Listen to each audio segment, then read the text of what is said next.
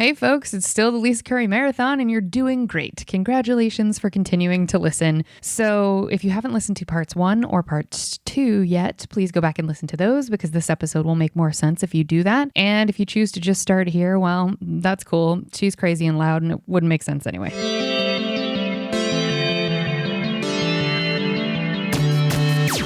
Oh, hi, you're listening to Service from Hell, a podcast featuring people that are currently in customer service positions or the lucky few that got out and all of the good, bad, and infinitely irritating things that go along with that work. I'm actor and writer Kate Gaffney and am uniquely qualified to discuss this as I currently work, or I used to work, at a very busy and very popular comedy club in Los Angeles, and at least one of you listening right now has probably grabbed me and told me you were ready to order when I was running around like a crazy person. So, let's eat! Like a rose.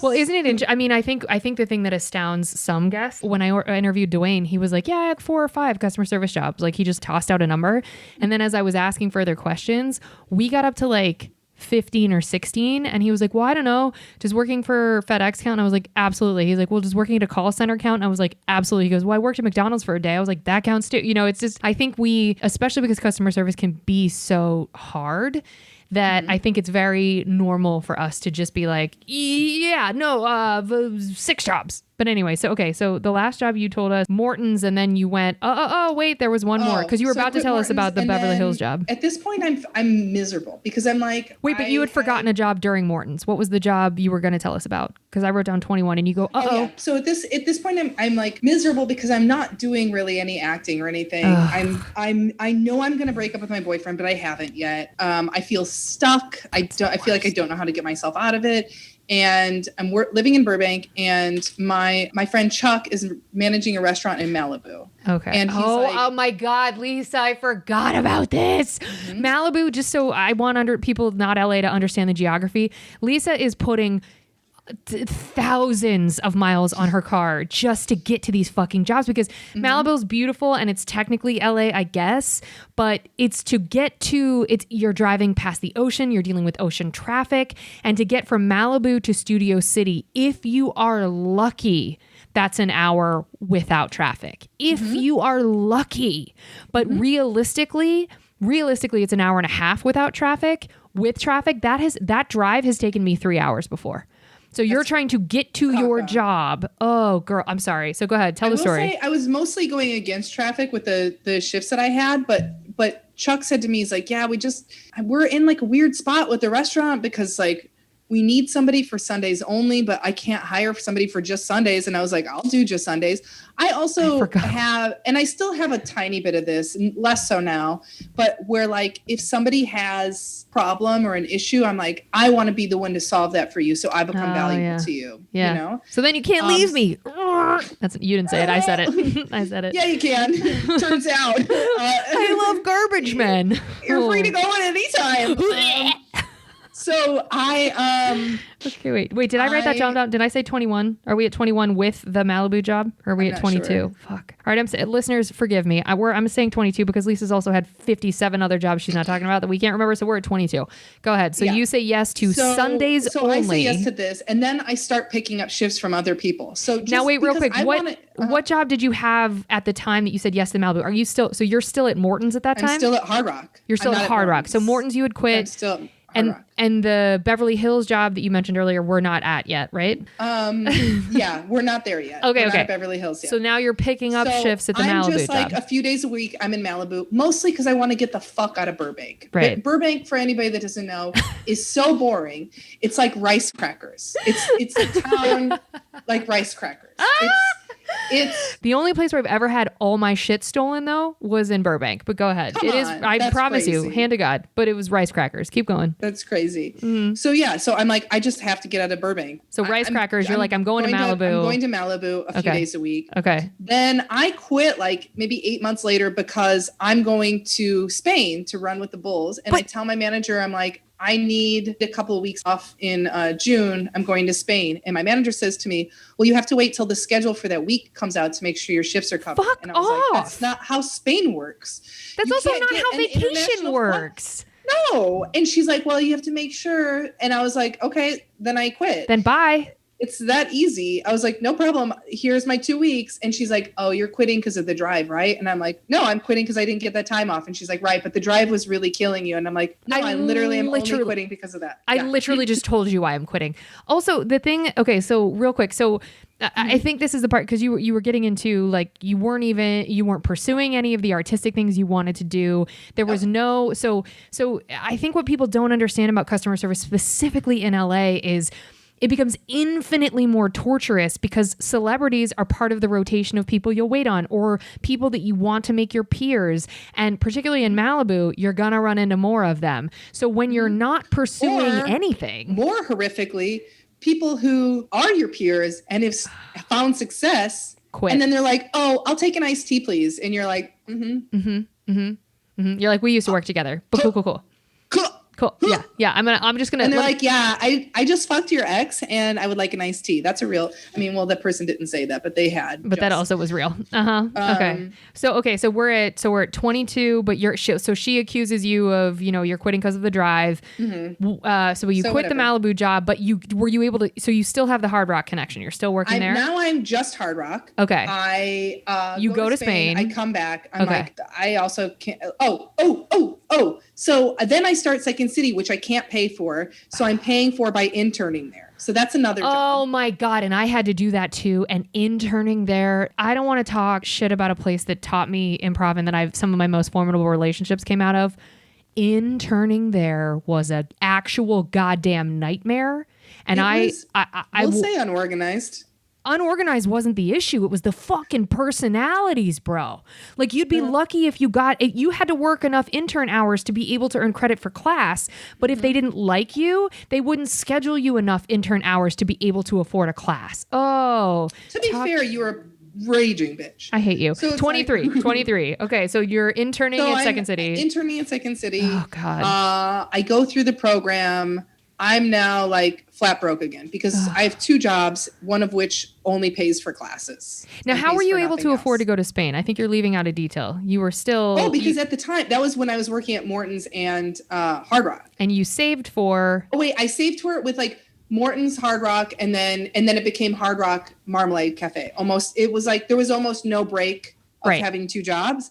So it was just like working 7 days a week. And you also didn't stay at luxury spa, all-inclusive places in Spain. No, we stayed at like hostels and stuff. Right. So those can be €20 a night or whatever. Okay. And this is also my first vacation that I've ever paid for. So it's also years. Everything's going into it. Right. Okay. So you come back.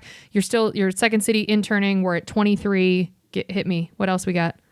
When does the cafe in Beverly Hills happen? After Spain or before? Right when I moved to Studio City, I start working at the cafe in Beverly Hills. Okay, so I haven't put that on the list yet. So that's now we're at 24. Okay. So I'm in Beverly Hills and at Hard Rock. Okay. They have 2 jobs. Then the first people I started house sitting for, the woman was a hairdresser, and she's like, one of my clients is looking for a babysitter. Do you want to babysit? I forgot that was how you got the connection to what's her name. Mm-hmm. Yeah, don't say her name. 25. And so I start working for this woman. Babysitting very quickly becomes personal assistant, becomes house manager. But still only paid for one job, underpaid for babysitting. So you were I didn't know house manager was a thing until after we didn't work there anymore. And then I was like, oh yeah, when your contractor is calling me at 6 in the morning to ask for approval on things, that's a house manager. And house managers make a grip of money. They make 6 figures. Yes. And they make 6 figures.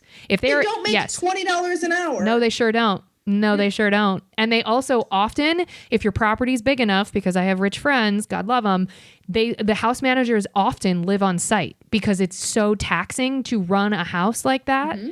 And it's constant chaos. Oh, girl. The number of times I crashed on their couch because I had to be there so late one night. And then come the next morning. This is often why did I count this already? Did I say 26 or 25? Did I say 25 when you mentioned her? 25. I think I wrote it down. We're at 25. Keep going. Okay.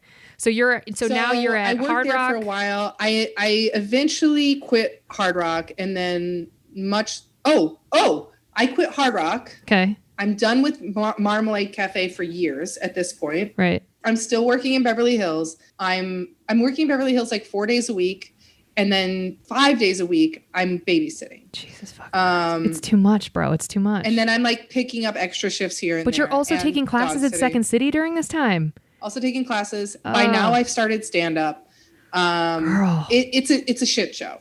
So It's insane to me that you don't do cocaine. I mean, I think it's such a gift that neither you nor I do that, because I know I'd be so much further along if I did. Because God bless, sleep gets in the way of all of this chaos. Can you imagine? We'd be famous by now. 26. Here we go. Yeah, I do have all of my teeth though, so that's Same. nice. And my nose isn't dissolved, so it's great. So you're babysitting this whole time. I eventually I quit Hard Rock, and then later I quit Hard Rock. I'm still working in Beverly Hills. I'm still the House manager. Assistant. Right, got it. House manager. And then a friend of mine who I had worked at Marmalade Cafe with in Malibu is now a supervisor at Marmalade Cafe in El Segundo, also very far from me in the other direction. That's like by the airport for anyone that gives a shit. That's like, it's so far. It's so far. At this point, I'm living in Culver City. Culver City to El Segundo is not crazy, but Culver City to Studio City for work or Universal City is fucking crazy. So you just don't like living near a single job. Got it. Okay. So we're at 27. I just want to inconvenience myself as much as possible. Right. So that manager calls you and says, yo, this Marmalade Cafe needs people. And you're like, I'm on it. She says, same thing my other friend had. She's like, we need people. We're so busy on Sundays. We just need one more person for Sundays. I wish I could hire somebody for just Sundays. To which I say, you can hire me for just Sundays. Yeah. Because Sunday right now is my only day off. And so look at that space I have in my life. Look at that available time. Oh, God bless. All right. So look at that and let me go get another fucking uniform that's different than my other uniform. That you have to pay for. Great. No problem. So we're at 27. So, How long do you do that? I do that for like a year. And then my manager, there was like a big dust up because they changed the uniform. And I'm only working there one day a week. So I'm like, I'm not going to buy a fucking button down shirt. Thank you so much. I'm going to keep wearing a t-shirt. And they're like, so the manager pulls me in the office. He's like, hey, I'm like 4 weeks past the deadline to get the new shirt. And, and my hair was curly this day too. So I had like left it curly and it's like in a bun. Wait, is curly bad hair for the marmalade? You can't have curly hair? What a great way to low key be racist, because you know who has curly hair naturally? Cool. Let's keep going. Yeah. Well, yeah. I'm like, I'm not claiming to have experienced a fraction of what. No, I know. And I'm not making it. I know. But right. But like that manager is definitely a fucking moron, because he's two things he said to me. One, he pulls me in the office and he's like, hey, you're supposed to have a new shirt. And I'm like, oh yeah, I'm going to get it next week. Lie. I'm not, I had no intention of getting it. Let's spend more money to not make any money. Well, and I was just going to show up every week indefinitely without a new shirt, because I'm like, I don't care. I don't care. Also, at this point in my life, I'm so over restaurant jobs. The pants I wore for that job had like, you know, those fake pockets on the back of dress pants that are just like sewn shut. Yeah. So that string had come out. So there was just 2 slits on my butt cheeks. And I wear thong underwear every day. Oh my God. I So it was just 2 slits exposing my ass whole cheeks. Ass. Your whole ass. My full ass. And customers would stop and they'd be like, oh my God, this is so awkward. But I'm like, yeah, my butt's out. I don't care. I just did not give a single fuck. Oh, butt exposed. Whole ass, folks. Tables. Whole ass. I'm also like, I'm so poor. I'm like, if you painful. think these pants are my priority right now, you are fucking high. I can't. Like, I don't have the money to care. No. Not remotely. Okay. Does that manager fire you eventually for having curly hair and no button-up shirt? So he brings me into the office and he's like, hey, you're supposed to have a new shirt by this week. And I was like, I know, I'll get it next week. And he goes, well, the reason why we changed the dress code is because we've had a lot of issues with sexual harassment with our kitchen staff. And he's like, and so we need the women to not tempt the men. And I would have lost my goddamn mind. Snapped. Oh, I would have. I was like, are you out of your fucking mind saying that to me? Totally lost it. And I'm like, fine, I'll have a new shirt next week. Fine. I go to leave the office and he goes, oh, one more thing. And I was like, what? And he goes, bald guy in his 60s. Lisa just put the rapper you heard earlier was a cough drop. Because I'm poor and I'm dying. So he's like, oh, one more thing. And I'm like, what's that? And he goes, what's up with your hair today? And I was like, are you fucking kidding? Like, lost my mind. I went out I had 2 tables left and I walked up to them with the bill and I was like, I need you to pay this right now because I'm quitting my job. Did you really say that? Yeah. Oh, it's the best leaving story ever. And they were like, okay. I would have tipped you 100%. If a server came up to me and said that, I'd be like, girl, I get it. Here's all my money. So I do my checkout and I just take it in the office. I was like, here's my checkout, go fuck yourself. And I just walked out and it was the best day ever. Here's the problem, and I'm just going to interject while you choke. The issue is, in my opinion, when you have such a tenuous grasp on your mental health because you're poor constantly and you're working through all of these jobs that are horrifying, the issue is you have to continually find the energy within you to tolerate a customer saying yet another shitty thing to you, or a manager doing yet another shitty thing to you, or getting the schedule that you didn't ask for. So now you can't do the show that you're doing. You can't do the show that you wanted to do. You have a comedy thing scheduled, or you have an improv show, or heaven for fucking bid, you want to go to somebody's birthday dinner and you ask off 2 weeks in advance and you keep getting told, no, the schedule's the schedule, the schedule's the schedule, the schedule's the schedule, and this is just how it's going to be. That when it doesn't, and now granted, what you experienced in that office was not small because the undertones there are so, it's what women deal with constantly and it's exhausting. So it wouldn't have taken much to get me to the place if I quit. But in the chaos of all of these jobs, which we are now up to 27, there isn't any bandwidth for any nonsense because even if you had the time for nonsense, you don't have the money to be able to spend time talking about the nonsense. Whereas for other people who are not in the same grind, this is their only hustle, this is their only job, and they're going to go home and they're going to have 6 Coors Lights and they're going to go to sleep and it's going to be fine. And I think that's it's funny and we're like joking about it and haha. I think when you're in that hustle and that grind, you just like, it is so... I don't know how to say it differently. There's no way to find, to get out of the depression that creates. And it's such a slippery slope into depression and it's so rapid because, and I know this is a comedy podcast and this isn't funny, but this is the reality. This is part of why having you as a guest is so helpful because you and I have done I don't know that I've had 27. I should sit down and count them all. But I just, it's so hard to explain to people not in the grind. And yes, we choose to be creatives. We choose to pursue art. Absolutely. But if you don't think it's fucked that to be able to pursue the things that you watch when you are, sitting on your couch after your job, if you don't think it's fucked that we have to have work 7 days a week, more than 12 hours a day. And I know a lot of people work hard, doctors work hard, teachers work hard. I'm not at all saying that there aren't highs and lows of every job, but just because most of my professional life has been spent in customer service, it's why by the time we get to a TV writing job, like Lisa was talking about earlier, it's like, oh, hell fucking yeah, I earned this. I am owed this because of these. Absolutely. And especially I think with stand-up, where it's like when you get paid for stand-up, you're not getting paid for that. The payment for stand-up is not for that gig. That one special, it's that like one amortized. I'm probably using the name wrong, but it's like you've put in hundreds and hundreds of hours by the time you get paid the first time for stand-up. Thousands, and if really. We're breaking it down hourly, you're making a penny an hour. It's not until you break past that threshold that or like you're consistently making money that you're actually making a normal rate if you were to spread it out across time. 100% time put in. And yes, everybody's got to pay their dues. It's like saying, the ballerina that's for dancing for the New York Ballet, well, she, paid for lessons or he paid for lessons for years and years and years. Sure. Whilst living under mommy and daddy's roof, though, whilst having that funded by potentially rich parents, it's a disparity of wealth issue. It's like, it's why they say that, nepotism in Hollywood. And it's like, yeah, but even if they, even if their parents weren't entertainers, if you have rich parents, the doors that can open for you and the amount of the thousands of hours it cuts down. It's like, even if I still had to work that amount, but you could remove magically the stress of it. If I was working that much, but like lived with my parents, so it wasn't like I need this to survive. Like that alone would have felt like heroin. Yeah. I mean, that's because the pressure's removed. Mm-hmm. You're not like, oh, am I going to have a roof over my head? Your basic needs, your fundamental need of a roof over your head is met and food on the table. Just And it's like, especially when you come from a family that's poor and and then your family's hitting you up and they're like, can I borrow money? And you're like, I can't even survive. So it's like knowing you have no safety net. No option.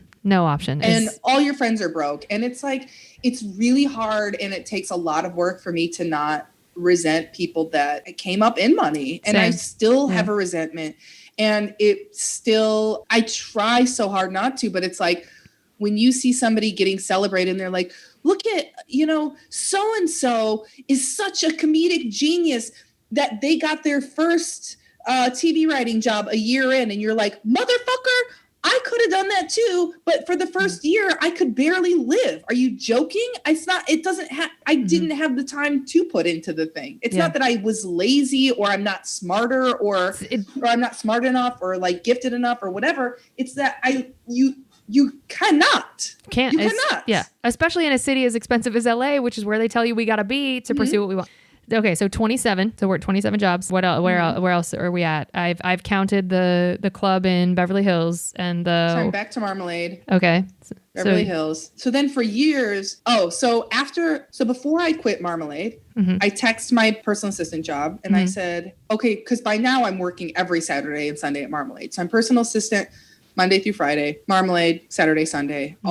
Also still working in Beverly Hills a couple of days a week during the week, like Tuesday, Thursday, whatever it is. So I'm working 7 days a week, 3 different jobs. And that's when I'm not also house sitting on top of it. So I text her and I'm like, hey, if I quit my job right now, can you use me on the weekends? Because the thought of not working, because I had been barely surviving working 7 days a week. So I hadn't thought to myself, like, make her pay you more, quality over quantity, or I didn't think like, oh, if I just work one job, but work 8 hours there Monday through Friday, to me at the time, I thought 7 days a week is the only way to survive. So I texted her, I'm like, would you use me on the weekends? And she said, yes, absolutely. So that's also why I quit. So I start working for her 7 days a week, personal assistant. Too much. Someone else's home 7 days a week. Too much. I eventually quit the second restaurant job just because I'm not making that much money there. They had changed the way the layout of the restaurant was or something, or they added a third person. I think it was like initially it was like 30 tables for 2 people. And then they added a third person. And I'm like, now I'm making $40. Now it's not worth me coming in. Yeah, because like, paying for parking and the drive. As much as I love an extra $80 a week, it's like, it's just too stressful for $80. So you're at, so that's the Beverly Hills job you're talking about, right? It became too stressful? That's the not the house manager, but okay. So we're still at 27. Okay. Yeah. So for a couple of years, I'm just working as the house manager, personal assistant. As the house manager. Got it. Okay. At the same time, I start to get paid a little bit for stand up here and there, barely, but a tiny bit. And I start to submit writing packets. How many years into stand up are you at that point? When that job and I parted ways, I was heavy wink. 6 years into stand up. Okay, cool. So 6. All right. So go ahead. So you start getting paid here and there. You're still house managing. Mm-hmm. What shifts? I'm pretty much house managing. Okay. I needed 1 day off in my 7-day week. I want people to know that this is why I'm forcing you to tell these stories. I want people to understand that you want a day for yourself. A day. Mm-hmm. A day. Not even for myself. I would never at that point in my life, it was inconceivable. Taking a day off to recharge felt irresponsible. Jeez. I was like, there's no way. I don't need a whole day. As a matter of fact, I remember talking to a friend about running around to various jobs, and she's like, yeah, I could never do that. I need at least an hour a day that's just mine. And I thought, God, how lazy are you? Like, literally, that's what I thought, which is a crazy thought. Thing. That's a crazy person thinking. Yeah. Or a wounded person. You go to the house manager boss. Oh yes, I send her my availability for the upcoming week, as I did, and I'd be like, because I was doing shows regularly at this point, I would say like, hey, I'm available every day, but Thursday I'm only available till 6:00 because I have a show. So still a full day. Like what my availability was. Still a full day available though. Okay, got it. Still a full day. So it's Sunday. I send in my availability. Over the weekend, I had gotten asked to write on spec, which means for free at the chance of getting paid, an ad campaign for a Comedy Central show. And they're like, if if you win the lottery, essentially, and we pick your campaign, it's a gigantic meal ticket. I mean, you worked in advertising, Kate. Yeah. I still don't know what that would have paid, but I know it's a big payday. It's awesome. It's awesome to write the ad campaign for something. Yeah.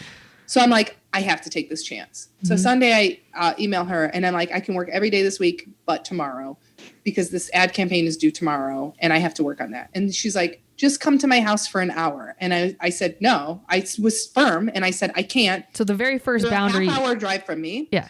So that's 2 hours. I was like, also. It's not just going to be an hour. It's not going to be just an hour because I know you, because I've worked for you for 5 years at this point.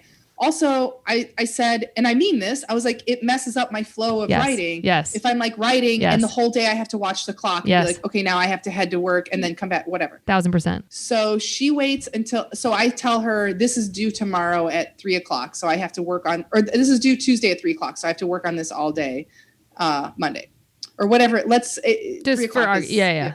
Got it. So at like 2:30 on Tuesday, she emails me to fire me. Isn't that insane? Knowing that was my deadline. Mm-hmm. And knowing that you would have seen the email and had to process it whilst you're trying to pursue your dream. Had to deal with it. And she said in the email, she said, this job is your bread and butter. And if you care about pursuing other little projects more outside of this, then she's like, I'm sorry, but that's just not right, is what she said to me. She's like, your bread and butter should be your first concern.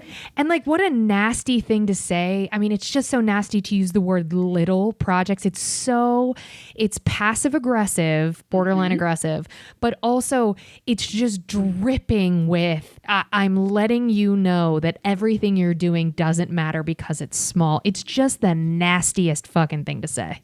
It's so awful. And also her husband works in entertainment in a very substantial way.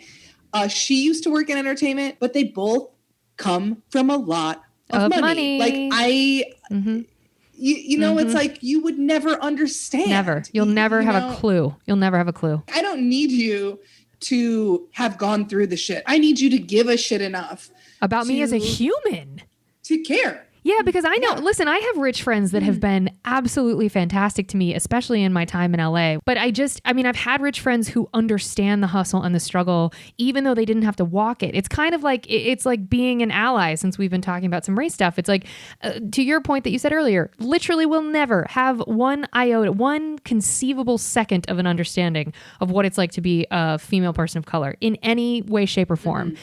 Doesn't mean I get to be a shitbag just because I walked through privilege. It actually means I should be even more understanding. It's also like taking a second to say that wasn't my experience.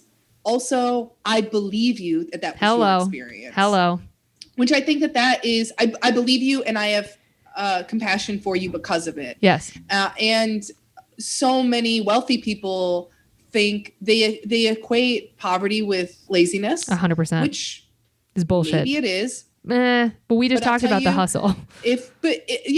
Maybe in some cases somebody is poor because they're lazy, maybe in some cases, but who the fuck do you think works harder, Jeff Bezos or somebody building a goddamn bridge right now? Like don't talk to me about the struggle. 100%.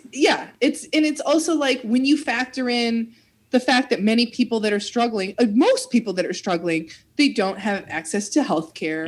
Come on. And that hustle takes up so much. Oh, you want to go to the free clinic? You want to go to urgent care? There went your whole fucking day. You're going to take a day off to be able to do that? Well, if you take a day off, one day out of the 30 means you can't pay rent. Don't talk to me. Oh, it makes me fucking homicidal. Oh, it makes me totally insane. And it's there's also there's the lack of access to resources and mental health things. Come on. There's also like, I'm sorry, I grew up in a family that doesn't have a lot of money. So I just don't have an understanding of money like other people have. Yeah. I don't. because you didn't take the master class of being raised in it. When you're raised in it, there is a master class of and money begets money. If you start college with even $1,000 fucking dollars in the bank, you are ahead of so many of the other underclassmen that you are befriended with. And that means like you knew that every time you went to the cafeteria, the bill was paid, so you got to eat. Like even that is a categorical advantage. Not having to have, what do they call it? Not food fear. There's something with school. There's a terminology. This is how COVID's affecting kids in school with lunches. It's like food. There's some actual psychological condition that it's essentially food fear. I forget the official terminology, but the fact that you don't have that means you have the bandwidth to now do math. Anyway. You know what I noticed I do? And this is just something I realized the other day, and I was like, oh God, I'm still in the habit of doing that.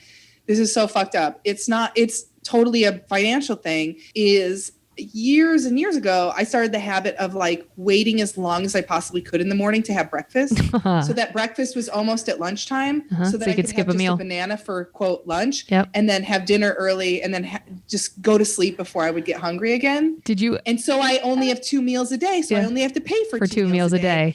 And I noticed that I'm still in the habit of like, I'll get up and I'll do my morning pages and I walk my dog and like I make my bed and I answer some emails, and then I'll get up at 7 and have lunch or have breakfast, at noon, because I'm just so used to it. And it's like, I used to date in San Diego so I could get dinner.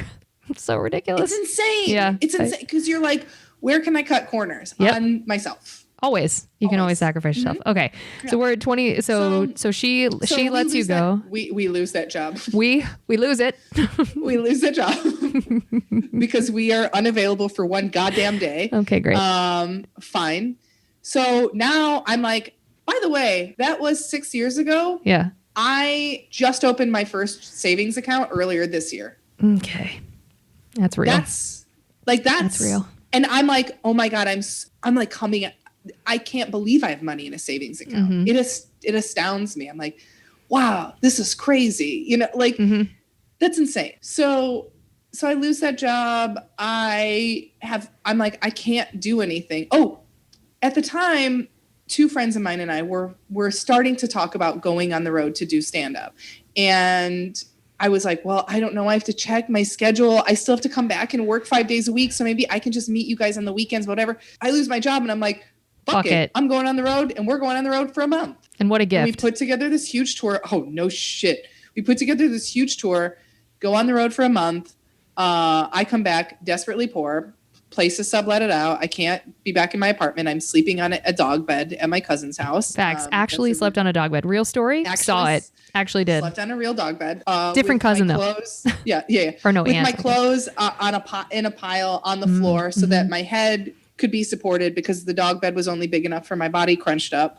But God love Lisa, we still found ways to be social during that time. We were both desperately depressed people, and we've still found ways to go out. If you think for one fucking second I didn't also go out, you're insane. Insane. Which I desperately needed. Yeah. So same. I like sleeping on a dog bed. Now I get a job at Basics Cafe in West Hollywood. Oh boy, 28. So I start there in January. By November, I'm stir crazy. I'm like, this can't, I can't keep doing this. Because I'm like, I had worked, I was so tired of restaurant jobs. And I was like, I finally got out of them with that personal assistant job. And now here I am in another fucking restaurant job. It's the taste. Also, because you had gone on tour already. It's what I said. By the way, I start PAing here and there in the midst of this. I don't even know when my first PA gig was. 29.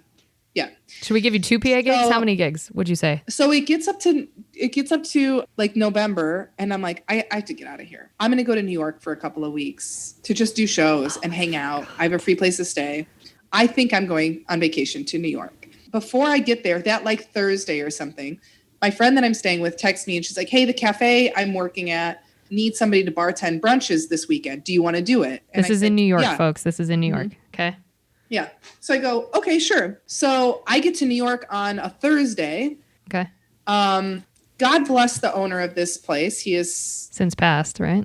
I don't know if he's passed. He had a really severe stroke a handful of years ago and just was not with it anymore. Yeah. So I get to New York, immediately start working there. So I'm like, well, maybe I'll stay longer than 2 weeks is what I'm thinking. So I'm like, covering my shifts at the restaurant. So Basic still thinks you're coming back.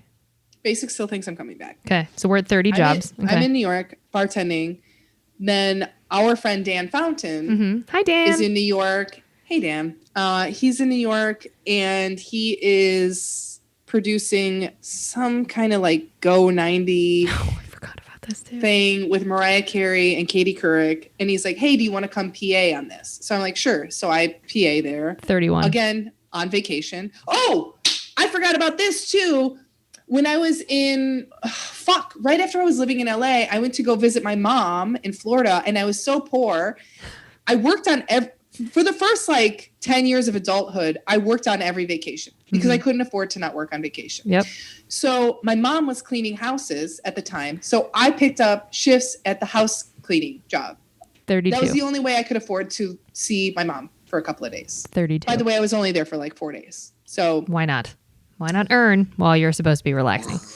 So we're at 32. Keep going. Relaxing? So we're in New York. Dan gets you the job. You're also Dan working at gets the me cafe. Job. Another PA is like, oh, I'm working at a post-production house. Maybe I can see if you can fill in for me. And I'm like, okay, cool.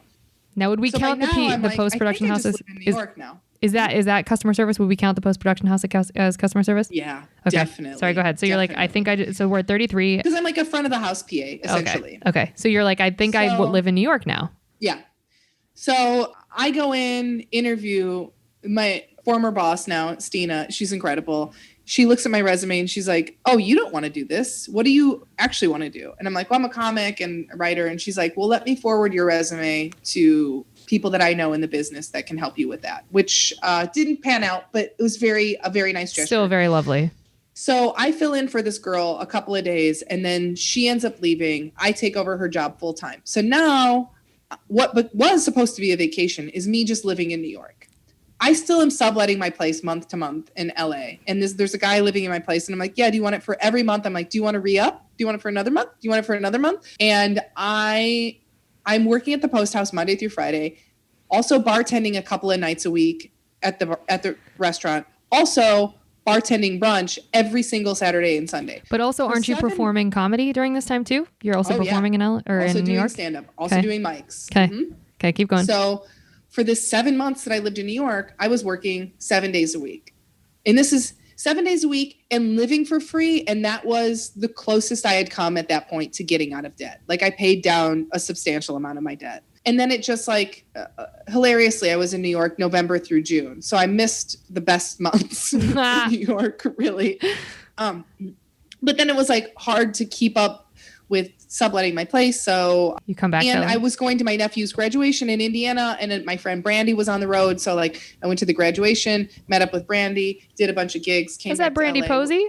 Yeah. Oh, guest of the podcast. Exactly. Amazing. Okay. Was on the road with her, came back to LA in like June. Now Basic still thinks you're coming back? No, by now you've long quit. Since put in my notice. So now I'm like, well, fuck it. I'm a little bit less debt. I don't have a job right now. I had like $3,000 in the bank, which to me was an absolute fortune. It was an absolute fortune. I was like, this is so much money. I can definitely continue my life with this $3,000, even though my rent is $1,300 and I have other bills, including a car payment and insurance, and a phone bill that's $120 a month. What's up with that, Verizon? But definitely you can live on $3,000 for the next year and a half. Absolutely. Totally feasible. So I'm like, I'm just going to make this work. I borrow a little money from a friend because by now I have a rich friend, thank God. I borrow a little money from a friend and I try to make it work. I'm submitting in 1 week. I submitted something like 4 packets. I'm submitting constantly unrepped, by the way. So no one's reading that shit probably. Doing as many gigs as I can, running out of money quickly, go completely broke again and end up living at my cousin's again, subletting my place finally. And I'm looking at this whole time. I'm also looking for like production jobs, but the problem is because I had only ever PA'd or done front of the house PA, it was hard to jump up the production ladder. Like I could have AP'd, but I didn't know how to get in as an AP and people don't understand this hustle. It's its own hustle. And it's like, I didn't have the context because that's not something that I was working towards for years. And it's not like you can just roll up on set. You gotta. Ugh. Yeah. So it's like I can only PA, Yeah. and PAing doesn't pay enough money to pay my bills or to live. So then I end up going back to basics. So I'm just gonna say 34 because you had quit before, so we're at 34. Okay. Oh God. You go back to basics.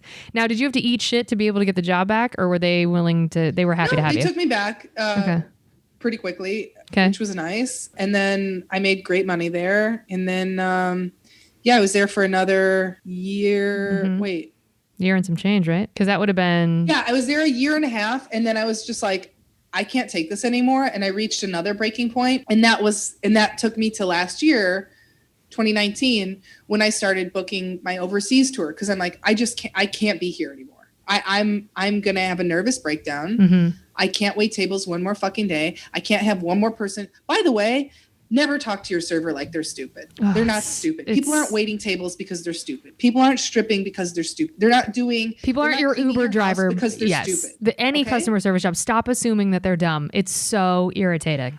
That was the hardest part for me. Oh, you're eating shit every day. Every fucking day. Yes. People talk to you like you're an idiot and they fuck things up and they drink too much at the table and then they get mouthy. They don't tip you and then your manager piles on and also talks to you like you're stupid. And I was because your manager's miserable and the customers are miserable and it's like it's not. Yeah, there are lovely people in the industry and that also come and eat out. We eat out. There are lovely people that do it.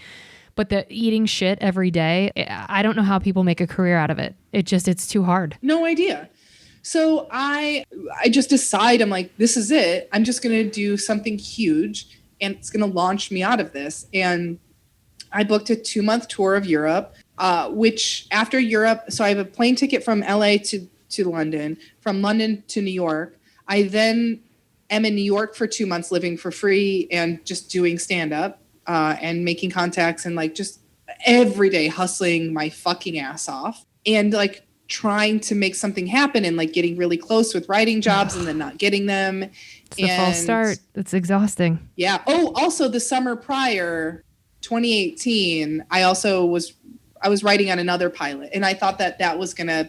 I was like, this is gonna be it. And then that led to nothing. That pilot didn't get picked up. So last summer, I'm in Europe for 2 months. Followed by New York for 2 months. I come back to LA. My place is still sublet out. I can't afford to go back to my apartment. I am, again, desperately poor. With the added caveat of this time, I am in the most debt I've ever been in my fucking life. Because I was living on credit the whole time I was in New York because I'm like getting paid like $10 for a gig. That $10 is not a day worth of living, you know? Yeah. So it's now September. I'm back here. I've submitted to the Jim Jeffries show in August 23rd. I just had to look this up for something the other day. August 23rd, I submitted to Jim Jeffries show. Back in LA, September 1st. Are you able to move back into your apartment September 1st? Does that happen? So you're no longer sublet? Nope. I'm crashing in my friend Nicole's place. Oof. And Nicole, I was very, very, very, very lucky with my timing because Nicole's roommate had just moved out. And because she didn't have somebody to take her place, had paid ahead 2 months of rent on the second bedroom. Also because she's created a few TV shows and she's a TV writer. So for her, throwing towards rent to give Nicole peace of mind was nothing. So very benevolent because she didn't have to do that. So that was still kind. Benevolent, yeah. And Nicole and I both benefited off of that. Like, Nicole had peace of mind and I had a free place to stay for a couple of months. Wow. So I get back September 1st. I'm living with her. I'm still writing packets because I haven't heard anything. And then September 9th, I get an interview for Jim Jeffries show. It's my first interview that's not a restaurant interview. So I don't know how to even where do you put your hands? Go. You're like, I mean, well, like I guess I had that PA interview, but that was like that's so different. Regardless, yeah. So in the interview, I literally say, I'm like, I don't have questions. I know that's like an interview thing you're supposed to have. I don't know what questions to ask. I'm just like super forward with them. Initially, don't get the job. Somebody else gets the job, and I'm like, I'm gonna kill myself. Yeah, because I'm like, I'm this close. I am 30 grand in debt. I had less than $40 in the bank. I'm like, I'm not living in my apartment right now. I'm like, this is as bad as it Nicole could feel. is supplying me with toiletries and buying me lunch here and there. And I'm like, I don't even know what to do. My parents don't have money I can borrow. So that was the 9th. The other person they hire ends up not liking it, quits. The 19th, they send me an offer. So 10 days later, they send me an offer. And I couldn't believe it. I was like, this is the most insane thing ever. And then I started the following Monday, and it took me, because the payment's also delayed, by the way, you don't get paid like that Friday, you get paid 2 weeks later. It took me till the end of my tenure there, until 9 weeks in, to be in like a healthy money pattern, to like catch up with all of my bills. It's like making, can I say you it? can. You can. I'm like, I don't care. No, if like, you don't care, say it. It's public info anyway. But like, I was so broke that it took 9 weeks of making $4,000 a week for me to even be current on my bills. Jesus. Like that's not even debt free. Hole I was in. That's not debt free. That's current on bills. No, those are different things. Good God. Which is, I'm still in debt. I mean, because I haven't had a full-time job since then, and like it's a much more manageable amount of debt. It's the least amount of debt I've been in a fucking decade, but I'm still in debt. Because it's like you don't just magically get to pay everything off, because you also have to live. Well, and you also have to be worried about what happens in the lean times, and you couldn't have predicted COVID that shut down most jobs.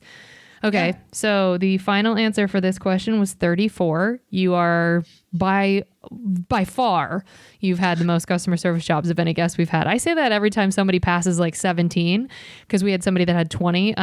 You blow that out of the water. So, okay, great.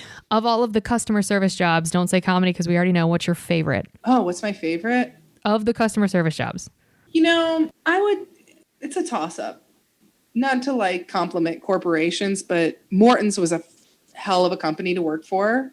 They're incredible. They offer health insurance. They got us free tickets to concerts.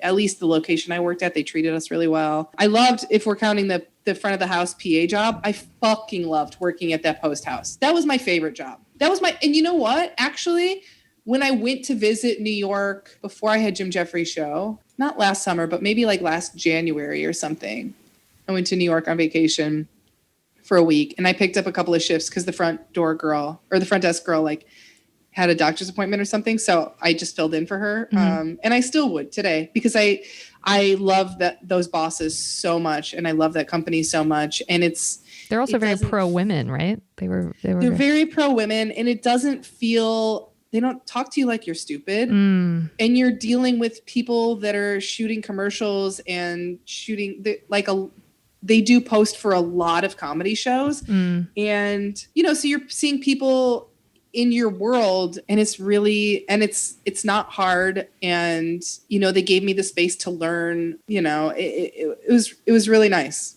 I liked that a lot. Okay. What was your least favorite of all of those jobs? Of the customer service jobs, not all your jobs, just customer service. Oh man, it's hard to say, because so many of them were. Hard Rock really sticks out. And I think that was a combination of like, it being not a great time in my life, and it also being such an ass-busting job. I mean, I don't think I've worked so hard, because they would also do this shit for people that are unfamiliar. Hard Rock is 2 stories. And to save money, they would not have an upstairs kitchen staff, but they would open the upstairs. So you would have a shift where you have your whole entire section is giant parties that are on a second floor, and you're carrying all these heavy plates up and down the stairs, and all of the supplies are downstairs. All of the soda machines, the bar is downstairs. Like there's nothing going on upstairs. There might be like salad dressing upstairs, but that's it. And everything else you're running around this humongous restaurant for. Well, and I also think, yes, that in and of itself is a nightmare. That location has since closed. It's no longer a Hard Rock, which is a bummer, but it's still haunted though. Still for sure haunted. That's so funny. I've worked in several haunted places, but the other piece of that job that some people have hinted at but never directly said, you're also a salesperson, not just of the upgrade, get pineapple on your burger, get cheese on your fries, but you also have to deal with the rock shop there, which is part of their model. I get it. I don't begrudge them to try and make money. But I was just a hostess there, and we would have to sell people t-shirts whilst they were waiting for their tables.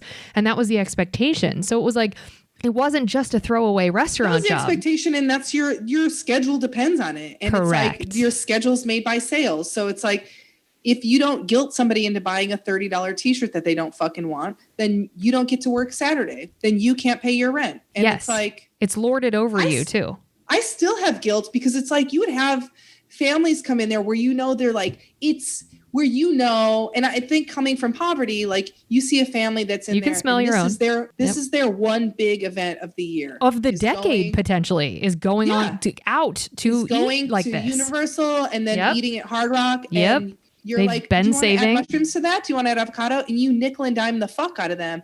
And then they get their check and they're like $30 for a burger. And you're like, well, tough shit. And it's like, I always felt horrible, but I'm also like, what the fuck am I supposed to do? Yeah. I also, if I don't sell you this shit, I don't get to live. It's such a catch-22, and especially because, to your point, your schedule was dependent upon that, but also what a gross feeling, because as the customer, especially because you can also tell if people regularly go out to eat and spend a lot of money, and when they don't, they don't realize that, that extra mushroom, that extra avocado, that extra whatever is going to cost money. And it's done so seamlessly of, oh, do you want to just make that a double? Do you want to just add this? And it's like, yeah, if you regularly go out, you get wise to that and you're like, no, calm down. I know you're going to free pour in the back, so no, I'm not going to double. There's a difference between, and it was like you're saying, I'm sorry, I'm cutting go. It's like purposely manipulative, Yes. where you say, would you like that in a souvenir glass, and not, would you like to purchase a souvenir glass? Right, which is different language altogether, and it sells it differently, and it's more honest. But it just, but then again, But it doesn't sell as much. Right. And because it's honest. the proof that most people didn't even understand that they were buying a glass is most people would leave it behind because they thought it was restaurant property. Oh, I didn't know that. So they're reselling the same glass over and over again. That's so gross. I did not realize that. Rob them. I would tell people when they come in, I'd be like, do you want something from here? Take it. Just do you want a chair? I'll help you move it to your car. Are you joking? Take all those napkins. Take everything you can. Yeah. That's such it's the way that capitalism works, whatever. And yeah, you could argue maybe those people should have been wiser, knowing that they were going to a hotbed in the middle of the most manipulative. Yes. And it's like if they've saved up for 10 years to take this family trip, they're going to be disappointed, but it's gross. I wouldn't have liked that either. Okay. What's the weirdest thing you've been asked to do whilst on the clock? She's like, pick your poison. Listen, I can't. Yes, you can. Yes, you can. We've gotten a lot of crazy answers on this one. I don't know. The thing that always sticks out, and I think because it feels so insulting and degrading, is the day after I asked for a raise at my personal assistant job and did not get it. I didn't get the raise I asked for. I got a very small raise. Mm-hmm. The day after, I was denied. By the way, when I asked for a raise, don't ever do this to somebody either. I was repeatedly asked, I just don't understand. What are you spending your money on? What do you need this raise for? Not your business, bitch. Go straight to hell. Eat my entire ass. Especially when you're a multimillionaire. Multi-millionaire with 3 homes in Beverly Hills. We're not saying their name. I mean, they had a home, but didn't they? I don't hate them, but I don't appreciate how I was treated at certain points. The day after I asked for that raise, I walk in the door to start work, and my boss hands me a bag of literal shit, and she's like, I need you to run this to the doctor. This is my kid's stool sample. You couldn't take... You yourself? You couldn't take that? Okay. You couldn't do that? When you drove into town to take your kid to school this morning, you didn't drop that off? Couldn't do it? Couldn't be bothered? It felt very deliberate. Like, oh, you want a raise? Here you go, you bitch. That's what it felt like. Which is, even if that weren't the intention or the message, it may not have been, but because you were so belittled and cut down repeatedly and spoken to in a way like, what are you spending your money on? Of course that then feels deliberate. That's the structural foundation they've laid down in the communication. I wish people understood that too. So that's the weirdest thing you've been asked to do. That's fair. Probably. I mean, I also moved that family's entire house. And that's not weird though. Yeah, that's not weird. That's not. It's not. I mean, you were the house manager. That makes sense. Oh, I was asked to untie. She got really into crystals at one point, and she had some tied to her underwear.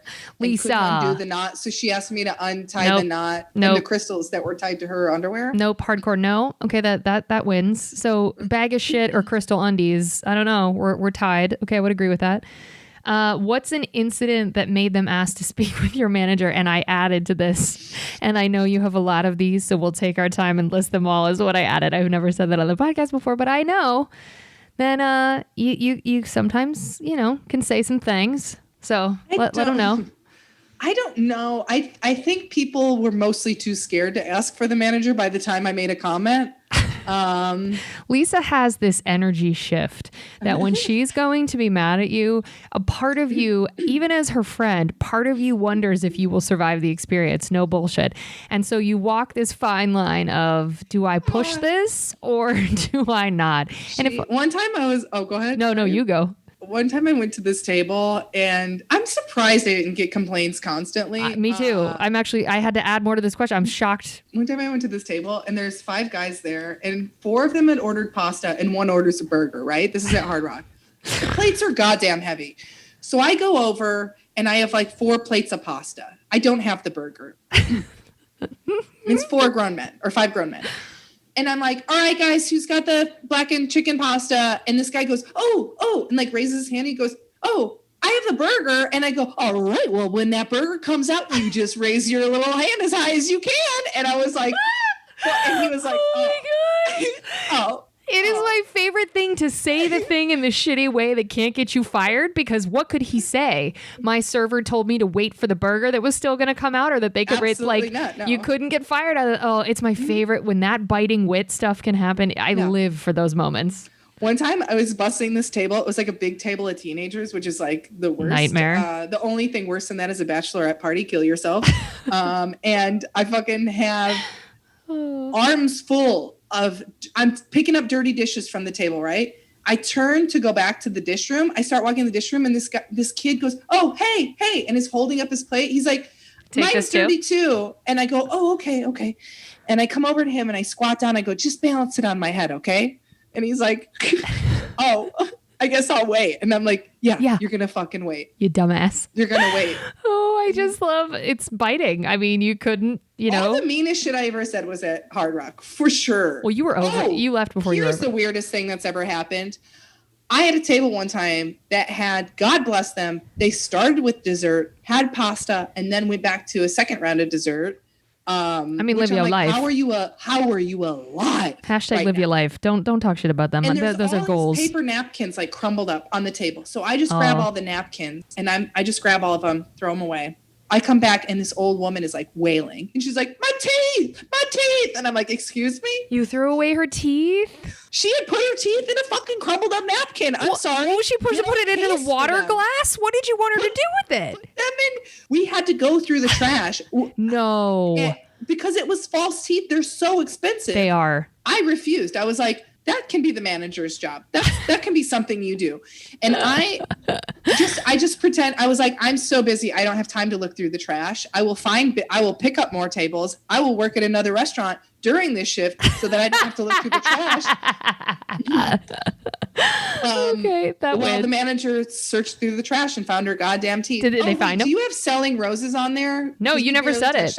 You didn't say it. When I was working at the nightclub, back up. So I'm 17. Wait, I'm working 35. 35. Yeah. Go ahead. I'm working in a nightclub. There's a girl that comes in is selling roses. Now, it's not like you see in Los Angeles. It's a white lady because there's no Mexican people in Indiana. Because they're smarter than that. So they know it's a shit state. Which is hilarious because now when I see rose people here now, I just give them money. I'm like, I don't want a rose. Here's $10. Yeah, like, I do that too. Every time I'm like, you just need, I know you need money because otherwise you wouldn't be doing this. Hello. So, I forgot another job I had too. God bless. So this woman was selling roses and I was like, how do you get to do that? And she's like, oh, I own the company. Do you want to do this? And I was like, sure.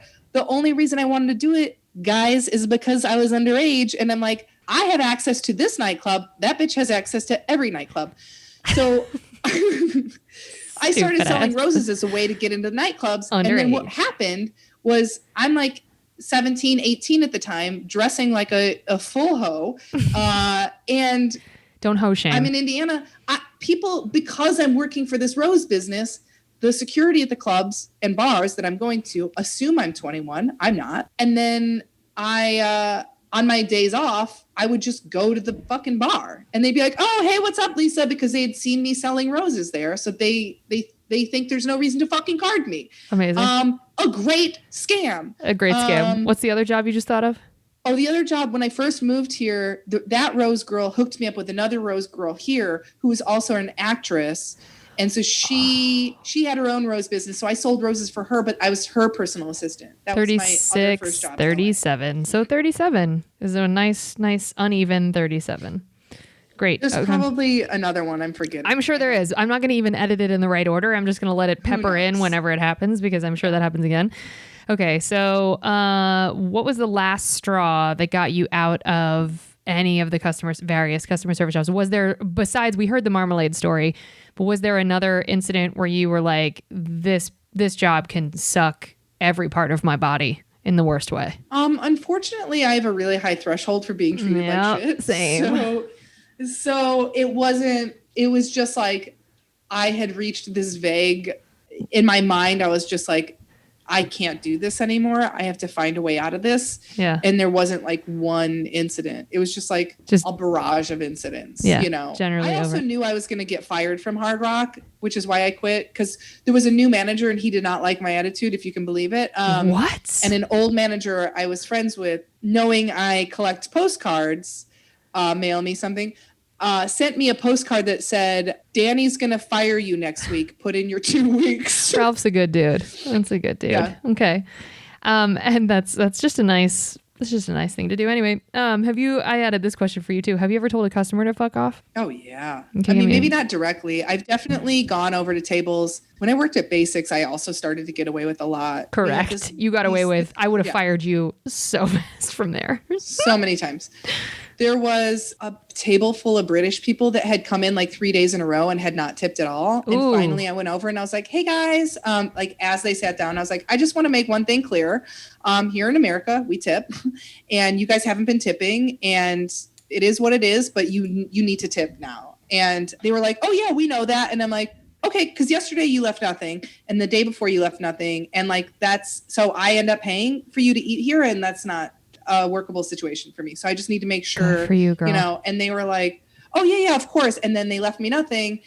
But they said they were leaving the next day. So guess who changed the fucking math on their credit card bill? I did. Cause fuck you guys. You're leaving me $20. Woohoo! And did they ever discover it? No, who knows? Not to my knowledge. Not to your knowledge. I mean, by the time, and it's going to show up on their credit card statement. It's just going to say pounds. Like Basics Cafe or Food Play Corp or whatever. And it's just going to be in pounds. You don't know. It doesn't break it down by tip. Oh, that's such a bold claim. All right, that's on the record, girl. Have you told any other? Them. Yeah, okay, good. Mm-hmm. Any other customers you told to fuck off? Anybody? Oh God. Oh, one of my favorite stories when I worked at Hard Rock. This is going to be a 4-part podcast. I'm going to you're going to be a whole month. Can you hold on for 1 second? Yeah. Can we pause? Yeah. Okay, I'm going to pause.